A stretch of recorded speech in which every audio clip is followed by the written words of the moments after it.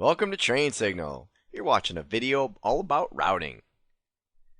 In this video, I'm going to explain what a router is, and we'll take a look at how to set up Microsoft Windows Server 2008 as a router.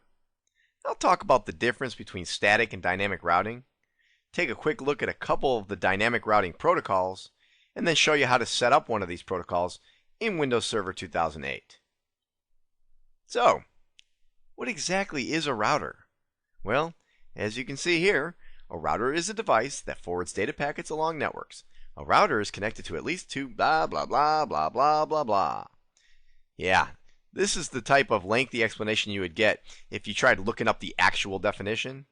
Let me see if I can simplify this for you.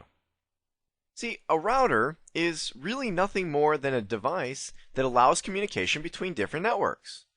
A host, or we could just simply say computer, like I have one little computer right here, only knows how to communicate with other hosts or computers on the same network. If this computer wants to communicate with a computer on a different network, it can only do so through the use of a router. Now, I've illustrated a few different examples of where routers are commonly used here. The first example I have here is really a simple network that's been divided into two network segments. This is common in many office environments where there's just too many computers to efficiently communicate on a single network. So when you divide into two or more network segments, you have to implement a router to allow communication between them. Another example I have here is where we have our office network and the internet network. Now that's two different networks, where we use a router to allow communication between them. We have the same situation at home, where we have our home network and the internet network, and again we have a router, but this time you'll notice very often they're referred to as cable modem routers or DSL routers. This is basically to simplify things for the average home user. The average home user who does not know a whole lot about technology knows that they have cable modem connectivity or DSL connectivity to the internet, so we label this router as a cable modem router or DSL router so they understand what they're buying, or at least understand that what they buy will get them out to the internet. Now, the last example we have here is where we have two different offices that need to communicate with one another. Now, there's really two versions of this example. One version is where I could draw a little cloud in here and call that the internet. This is probably the more common example in today's environments, where both offices are connected to each other through something called a VPN, or a virtual private network. Now, don't worry a whole lot about VPNs and how to set them up. We'll cover that in another video. But for right now, just to understand how we would use routers, each office would have their own router to get to the internet to facilitate this VPN connectivity. Now, a VPN is not always used. In some instances, you will have a dedicated line, sometimes referred to as a T1 or a T3 line, between the two offices. In that set of circumstances, you would still have a router in each office to get connectivity to that T1 or T3 line to allow communication between the offices. All right, let me clear that out, and let's take a look at maybe a more typical office environment. Here we have our main office. And in our main office, it's a large network, and so it's been divided into many network segments. And here we have routers that have been put in place to separate connectivity between these network segments. Now, this last router that I circled here, you'll notice has more roles than just separating off to a different network segment. We also give connectivity to the internet, as well as connectivity with another router to a branch office. So one single router can serve many roles. So in this main office, we have a router to give connectivity to the internet and over to this branch office. Now, this branch office also has a router of its own to give connectivity directly to the internet. Now, this is done if this branch office was large enough to warrant direct internet connectivity. If it was a smaller office, then we may just get rid of this router here and use the main office to give connectivity out to the internet. We see both out there in the real world. Here we have another branch office with another router giving connectivity to the internet. Now, this time this branch office will only use the internet to gain connectivity with the main office. And then over here we have our home users. Again, not that unusual in today's corporate world. Many companies will have something called telecommuters, which is where we have people who work from home but need to be able to connect in with the office network. Or sometimes you even have somebody who is just out on an isolated task where they need to be away from the office. And in those environments, again, a router is used to gain access to the internet so that this home user could then get to the main office or really to either one of these branch offices. Whew, that's a mess. Let's clear that out of there. This is what a very typical corporate network would look like, with main offices, branch offices, and remote users. So let's take a look at the global Mantix network and see where we need some routers. Let's take a look at each city one at a time and see where routers are needed. Starting off with New York. In New York, I see the need for one router for the comlink to the Tokyo office. We have a router needed here for connection to the internet, and a third router needed here for the comlink to the Chicago office. So it looks like from this drawing in New York, we're going to need 3 routers. But I'm not sure that's all we need. See, New York has a lot of computers. And when you have a lot of computers, you're probably going to want to divide down into multiple network segments. Once you've divided your network into multiple network segments, you need to implement more routers to allow communication between those network segments. So I'm going to say 3 or more routers needed in New York. Let's move down here to Tokyo. In Tokyo, I see the need for one router for the comlink to New York and another router for connectivity to the internet. So it looks like in Tokyo we need 2 routers. Now, again, do we need more? Well, we've got 50 plus computers going on in Tokyo. You could go both ways with this. 50 computers really do have the ability to communicate efficiently on a single network segment, but I would need to know more about the actual layout, the physical layout of where those computers are to decide if we're going to need more networks or not. So we're going to say 2 and maybe more. And then let's take a look over here at Dallas. In Dallas, well, we have one communication link to Chicago. We only have just a few computers, so I'm going to just simply say 1 router is needed in Dallas. And then let's wrap this up by looking at Chicago. Chicago, I see 1 comlink to New York, 1 comlink to Dallas, and 1 connectivity to the internet, or 3 routers needed. Now again, we're approaching almost 100 computers. Might have a need, so again, maybe another router to divide that. You might divide that into a second or possibly even 3 network segments. We're not really sure. Again, have to know the physical layout. But there is one more thing that we have with the Chicago network that doesn't pertain to the other offices. You may recall from the original explanation of the Global Mantix network that we have, I'm going to draw a little picture here. I'm a wonderful artist. I know you've learned that already. This is a picture of a house. The reason I drew a picture of a house is because the Chicago office has 5 telecommuters. Those are employees who work from their homes. Now, each of those 5 telecommuters are going to need a router in their home to give connectivity to the internet so that they can connect in with the Chicago office. So in the Global Mantix network, the way we know it right now, it looks like we have a need for 5, 6, 7, 8, 9, 10, 11, 12, 13, 14 routers. And that's just for the communication links between the offices. And then we're going to need additional routers anywhere we have a breakout of network segments within a given office. All right, well, let me show you how Windows Server 2008 can be used as one or more of these routers in the Global Mantix network. All right, I'm going to go ahead and connect to New York Member 1, a Server 2008 computer. There we go. And the first thing we need to do if we want to turn this machine into a router is we have to add a role. And in order to add a role, we're going to click on Start and then select Server Manager. In the Server Manager, I'm going to click on Roles. And before I go and add a role, I want to point out that I have no other roles installed right now. It is possible, as a matter of fact, it's quite common to have a router also hold other roles. For the sake of learning this, If you were following along in any other videos and you had already installed roles, I would recommend that you uninstall all those roles to have this machine just be a router until you get comfortable with it. So I'm going to go ahead and click on Add Roles. Again, you'll notice none of the boxes are checked. And I'm going to click on this one right here that says Network Policy and Access Services. And then I'm going to click Next. It gives you an introduction to the Network Policy and Access Services. Click Next again. Now, this is where I want you to realize that there's more than one thing we can do with these services. The Network Policy Server itself, we'll talk about in another video. For right now, we're simply going to select Routing and Remote Access Services so as to allow ourselves to become a router or do routing. So I'm going to click on Next.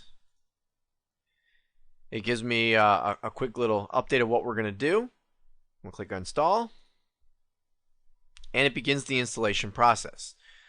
Now this will take just a moment, so I'm going to go ahead and pause the video and I'll be right back with you when it's done installing. Okay, here we are. You'll see here that the Network Policy and Access Services installation succeeded with Routing and Remote Access Services. So I'm going to click on Close. Once I close out of that wizard, you will see here if I expand roles, Network Policy Access Services has been installed as a role. If I expand that, you'll see there's a subcomponent called Routing and Remote Access. Now there's a little red down arrow because we haven't configured Routing and Remote Access yet. We've just installed it. I could highlight this and configure it here, but rather than do it in the Server Manager utility, I'm going to close out of this utility. Click on Start, Administrative Tools, and you'll notice I now have an entry here for Routing and Remote Access. So I'm going to open up that utility, blow this up for you, and here you'll see that it needs to be configured. So I'm going to right click on the server itself and select to configure and enable Routing and Remote Access. This takes us into another little wizard. Click Next. Now there's a few choices that we're given here that are some typical scenarios that we might use these services for, but in this case we're not going to be following any of these scenarios. We will see some of these in later videos when we see about setting ourselves up as remote access servers.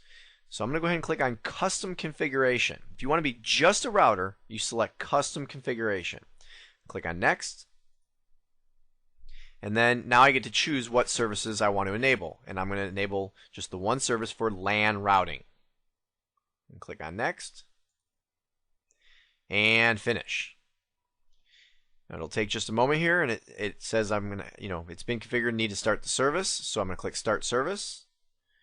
And the remote access services, or I should say routing and remote access services, are started on this computer. Now it'll take just another quick moment there. There we go. You'll notice that the red down arrow has now become a green up arrow. And then we can expand our server to see there are more configuration options. So I'm going to click on Network Interfaces so that we can see our network interfaces on this router. Now the internal and the loop pack, I don't really want you to pay attention to those. Those are built in.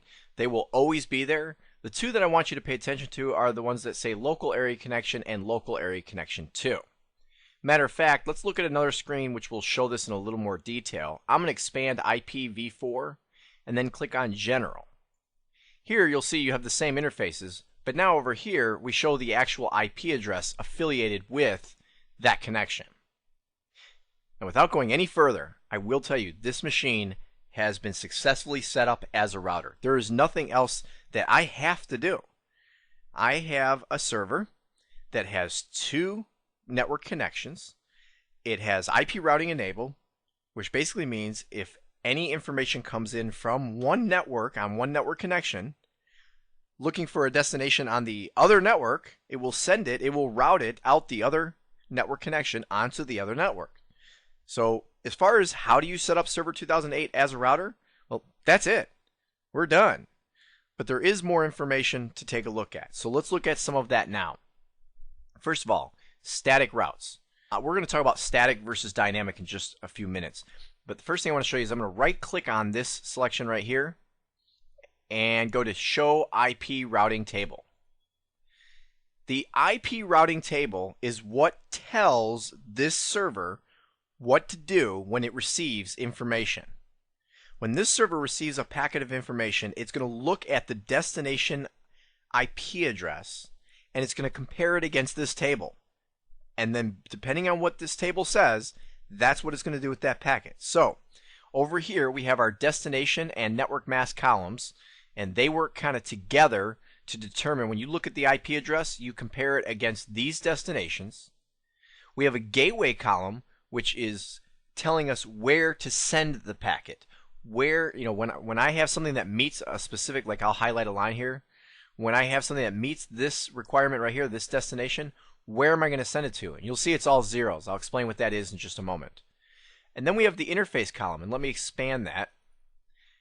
Which interface am I going to, or which network card am I going to send the information out on? Local area connection or local area connection 2. Now after that we do have metric and protocol. Don't worry about those right now. I'll explain that in just a moment.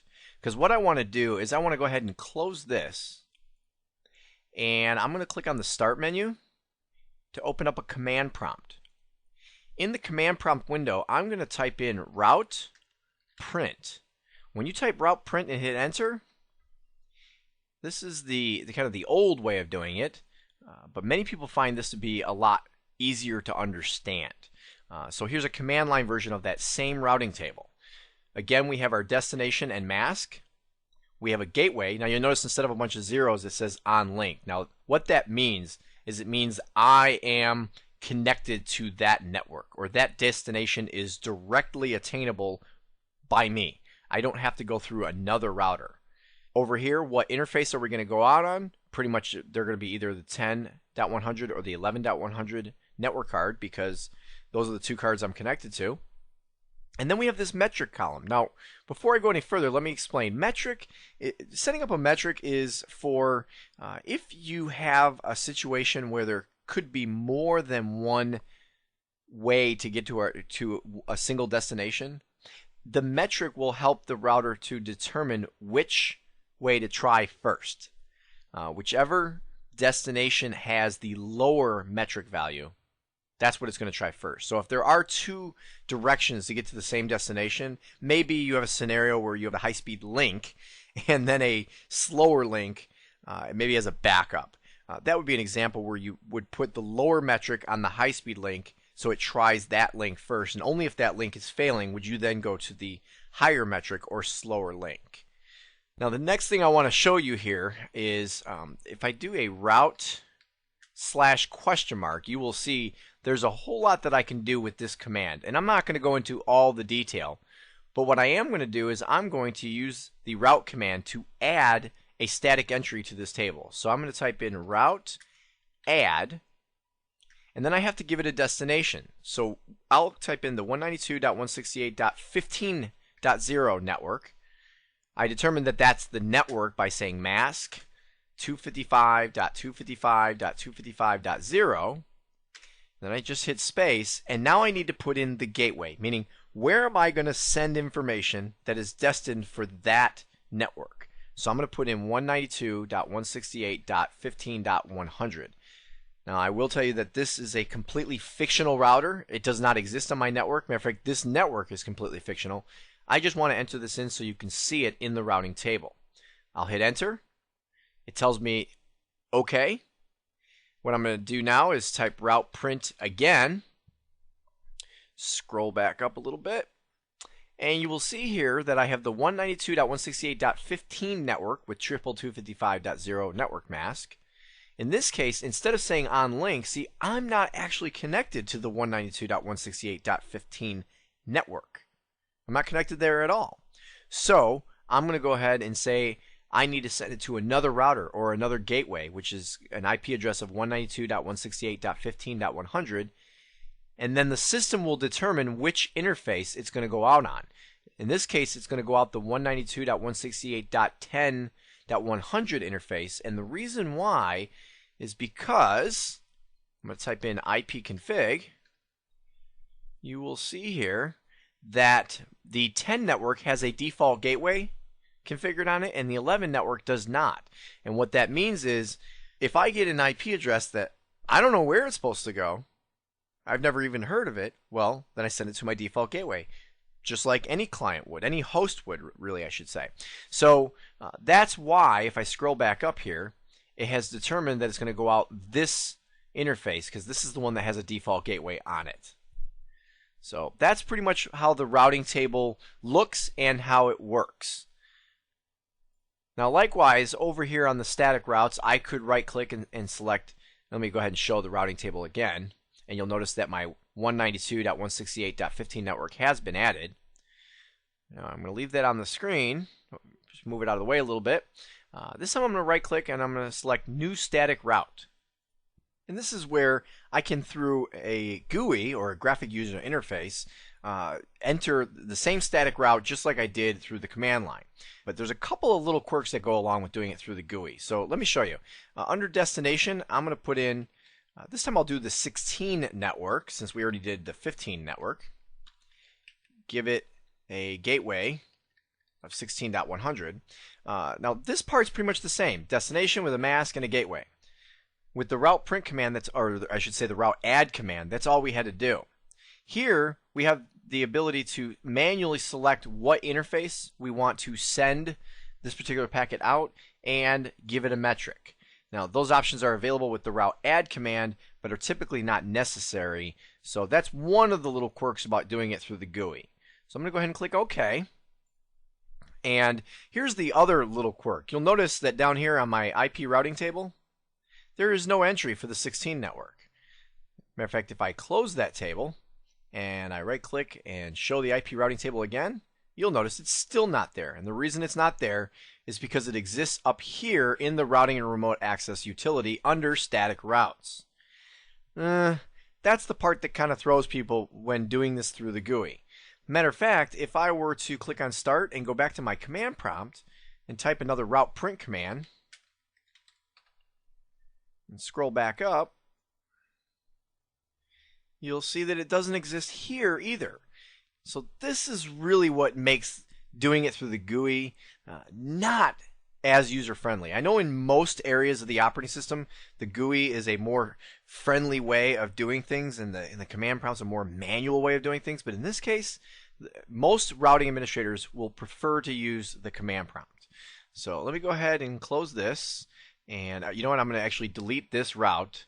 And as long as I'm deleting routes, let me go back to the command prompt. And watch this. I'm going to hit route delete. So I've told it to delete the 15 network. It tells me OK, route print, and it is gone. As you can see, it's pretty much just as easy from the command prompt as it is through the graphic user interface.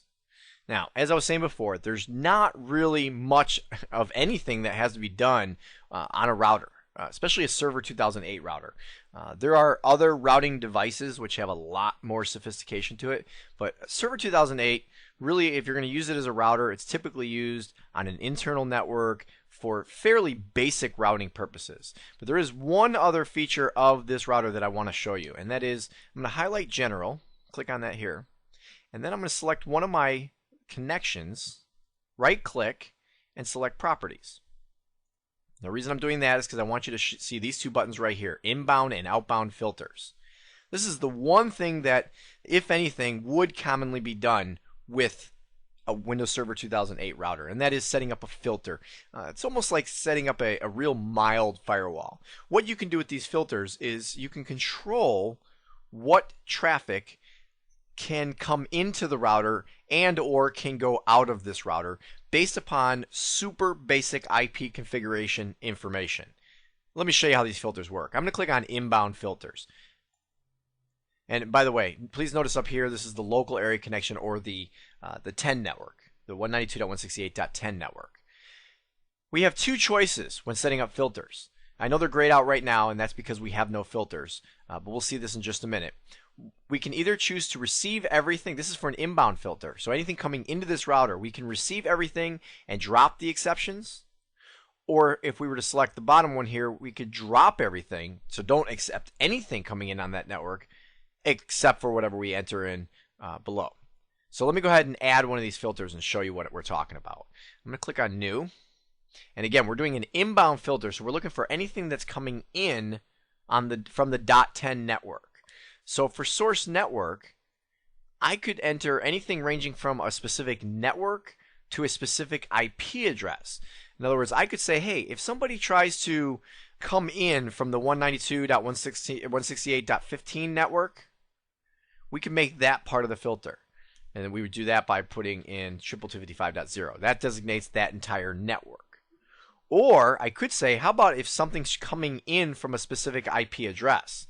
So let's say that, all right, well, let's say this specific IP address, and the way we designate it as an IP address is by saying 192.168.15.243, and then put 255 in all 4 places for the subnet mask. That means this one computer, if that one computer was to send into this router, watch this, I'm going to click OK. It goes to any destination on any protocol. So basically, if this computer, right now, the way it's set up, if this one computer tried to send something into this router, it wouldn't go through because we're receiving everything except for this. Or I could click this button, and now this router will route nothing in off the 10 network unless it comes from this specific IP address. And you'll notice this IP address was not from the 10 network, it was from that 15 network. So we're saying anything, that one IP address coming from that one remote network, if it comes in here, we're going to allow it, or maybe that's the one we deny. But we can get more detail with this. Let me click on Edit.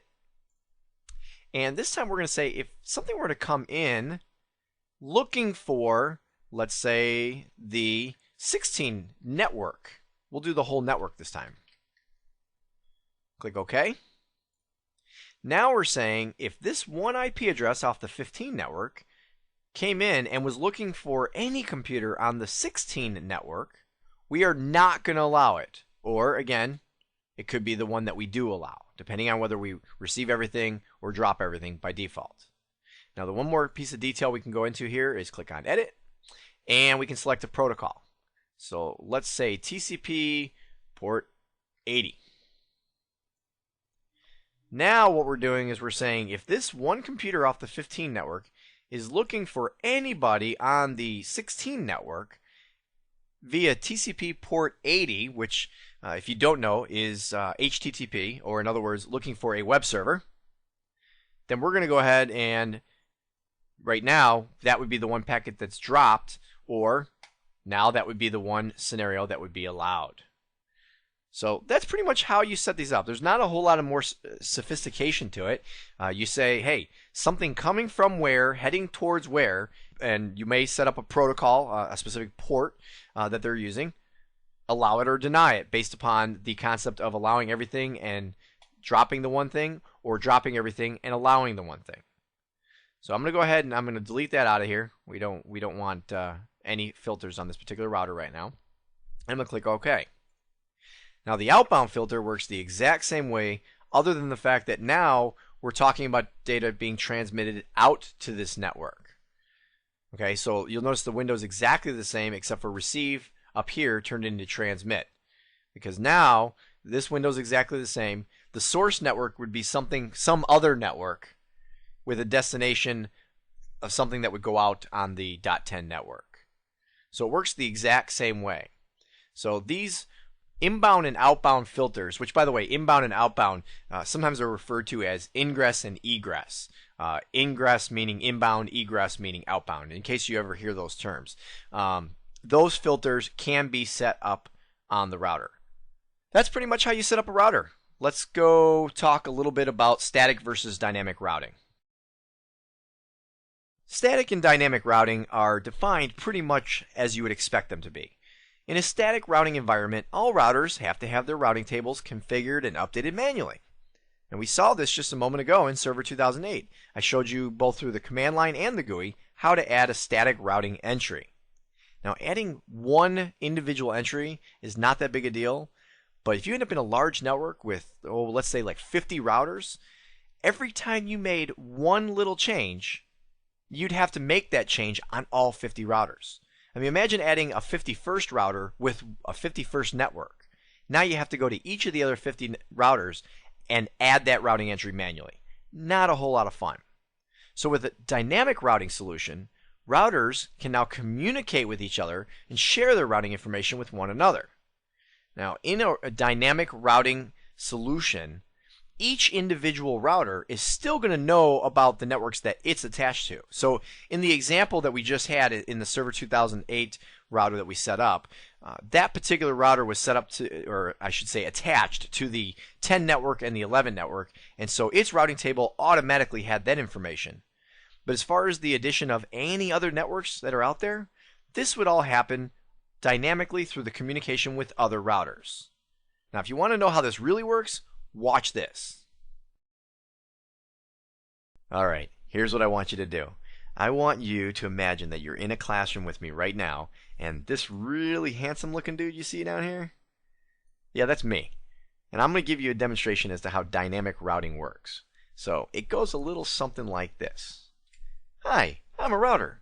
I'm attached to network A over here, and network B over here. I've been pre-configured with this information, but that's all I know right now. Now up here I'm also going to add an illustration for the routing table for the router. Right now the router knows about network A and B because it's connected. Hi there, I'm a router too. I not only know about network A, but on the other side of me I'm connected to network C. And again, here's a routing table for this router. Great, I'll keep that in mind if anyone over here is looking for network C. And then you'll see that this router has added an entry to its routing table which says that network C can be reached via network A, and it'll be one hop to one other router. And as long as we're sharing information, did you know that I'm also connected to network B? No, I didn't, but I'll make a note of it for future reference. And sure enough, this router has now added an entry into its routing table. Hello, I'm also a router. Not only am I connected to network B, but the other side of me is connected to networks D and E. Awesome! I'll keep that in mind in case anyone over here is ever looking for those networks. And as long as we're sharing information, I am also connected to network A. Good to know! And here's something really cool. On the other side of network A is another router. No way! Yes way, and that router's also connected to network C. Cool, I'll update my information. Hey you, the router on network A. I just found out about another router on network B. Yeah, so what? Well, that router is also connected to networks D and E. Just thought you might want to know. Hey, that is good information. Thanks.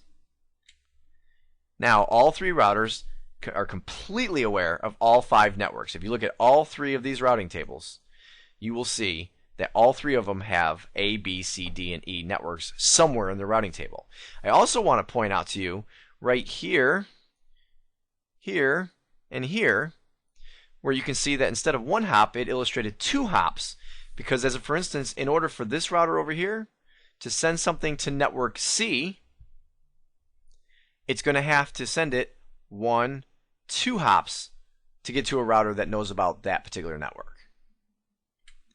And then the 3 little routers lived happily ever after. Yes, me, myself, and I. The end. Wasn't that just a really nice story about dynamic routing? Anyway, now that you know how dynamic routing works, let's talk about the protocols RIP and OSPF. First of all, RIP, which stands for the Routing Information Protocol. RIP uses a distance vector algorithm. Which, what the heck is that? Well, that's a routing table. Just nice simple routing table, just as we've been speaking about all along. It's very easy to configure, easy to set up, but does not scale well to large networks. So RIP, real easy to use, easy to set up, got to keep it in a smaller environment. If you're going to move into a larger environment, then we move over to our other routing protocol called OSPF, or Open Shortest Path First. Now OSPF uses a link state algorithm, or sometimes just known as a link state table. Now the link state table is a table of links, just as it sounds, and the state of those links, up or down, whether the links are up or down. And in a very complex fashion, OSPF has the ability to, on the fly, calculate the best route at any given time. Now because of this, it is much more complex to configure and to set up, but it operates very efficiently in a large network. So, you know, each one has its pros and its cons. If you want to have something that's real easy to set up, easy to use, smaller environment, then you go with RIP. If you have a larger environment and you need to have that efficiency in that large environment, you go with OSPF. Windows Server 2008 no longer has support for the OSPF protocol. It only supports RIP, which kind of makes sense that Microsoft has done this because RIP was the only protocol that was really being used on Microsoft routers. Because Microsoft routers are generally used in more of a smaller internal type environment. So let's go ahead and take a look at how RIP works in Server 2008. Alright, for this demonstration, I am going to connect with New York Member 1. This was the Server 2008 computer, which we set up as a router in our last exercise. And what I want to do first is let's look at how it's configured. So I'm going to open up a command prompt, and in the command prompt window, type ipconfig. And this will show us our connections. Here we have local area connection on the 10 network and local area connection 2 on the 11 network. Now another thing that I want to do is type in route print, and this will show us our routing table. And you'll see here we have routing table entries for the 10 network and for the 11 network. So everything is set up as a router on this particular Windows Server 2008 computer. But in order to demonstrate RIP, we have to have another router to communicate. So let me close New York Member 1 for just a moment, and I'm going to open up New York Member 2. Now this is another Windows Server 2008 computer that I have already set up identically to New York Member 1 in the sense that I've already installed routing and remote access services. So again, I'm going to open up the command prompt, do an ipconfig, and you'll see here that local area connection is on the 10 network, just like New York Member 1. So both of these routers are connected to that network. And then local area connection 2 is connected to the 12 network. If I do a route print, you see here that we have entries on our routing table for the 10 network and for the 12 network. So everything is set up on both of these servers. Let me go ahead and close this, go back to New York Member 1. On New York Member 1, I'm going to go ahead and open up our routing and remote access utility. In the routing and remote access utility, under your server, under IP version 4, you'll find General. You want to right click on General and select New Routing Protocol. In here, you have the choice to install RIP. So I'm going to go ahead and click on OK. And there you go. RIP has now been installed. But unlike when we installed the routing services, there is a little bit more that needs to be done to configure this to work or to communicate with other routers. What you need to do first is to add an interface. In other words, I'm a router, I'm connected to the 10 network and I'm connected to the 11 network.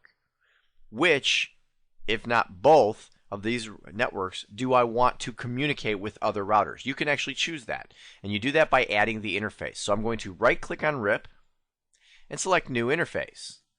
Now for this demonstration, I'm going to select Local Area Connection, which is our 10 network, because that's the one that's connected with the other router. So I'll click OK, and it takes you into the property sheet for this interface. At this point, there is really nothing that is typically done. I could just go ahead and click OK, and I'm on my way. But there are a few things that you may want to do. So I'm going to go ahead back into the properties of that interface. And right here, where you see Outgoing Packet Protocol. Outgoing Packet Protocol is where we can determine what protocol will be used to send out information. And the verbiage on it is a little confusing, but it's actually quite simple. We have the choice between RIP version 1 broadcast, RIP version 2 broadcast, RIP version 2 multicast, or everyone's favorite, the silent RIP. Now, RIP version 1 and 2 are really nothing more than older and newer versions of RIP. RIP technology originally was quite intrusive to a network and can still be intrusive to especially the large networks because it was all done with a broadcast technology, which created a lot of traffic on the network. So if you want to send out your information from this router to RIP version 1 routers only, then you select RIP version 1 broadcast. If you want to communicate with RIP version 2 routers only, Then you select RIP version 2 multicast. If you want to send out information to both RIP 1 and RIP 2 routers, then you, believe it or not, do a RIP version 2 broadcast. Again, the verbiage, I don't know why they couldn't have done this as simple as just saying, hey, communicate with RIP 1, RIP 2, or both. And of course, the last choice, silent RIP, means I don't share my information. I'm stingy. I may receive information, I may have my tables updated, but I won't share my information. So I'm going to go ahead and put this back to RIP version 2 broadcast to communicate with either a RIP version 1 or 2 router. It doesn't matter. Now the incoming packet protocol, this one, they did put the correct verbiage in there, I think anyway, and that is to either ignore incoming packets, which means I'm not going to have my routing tables updated by another router. I'm not going to accept any other information, but maybe I'll share it on the outgoing side. I can select that I'm willing to take incoming information from RIP version 1 routers, RIP version 2 routers, or both RIP 1 and 2 routers. That's the easy way of looking at it. Now, the only other thing in here that you may actually do is right here on the Neighbors tab. The Neighbors tab is where you can help eliminate some of the broadcast traffic by specifying individual neighbors that you're going to go ahead and interact with. So you could go ahead and you could use broadcast or multicast only, which is how we're currently set up. You could use neighbors in addition to broadcast or multicast. Maybe there's a router, a distant router that you're aware of, and you want to be able to get its information, so you could add that router in here. Or you could choose to use, and this is probably the most typical if you're going to use this feature, use neighbors instead of broadcast or multicast. So if this particular router is in a location where you don't want to be creating a lot of broadcast traffic, then what you might want to do is just point to some other specific router by putting its IP address in here, and then that router may participate in broadcast and multicast over on its side, and it'll get updated information, and then it will share that information with you directly as in the form of a unicast as opposed to a broadcast or a multicast. And pretty much, like I said, I'm going to go ahead and put this back to broadcast or multicast only and click OK. That's it. I've been set up for RIP. Now you'll notice right here, responses sent and responses received, they're both sitting at 0. And they're going to stay at 0 until I have another router that I can communicate with.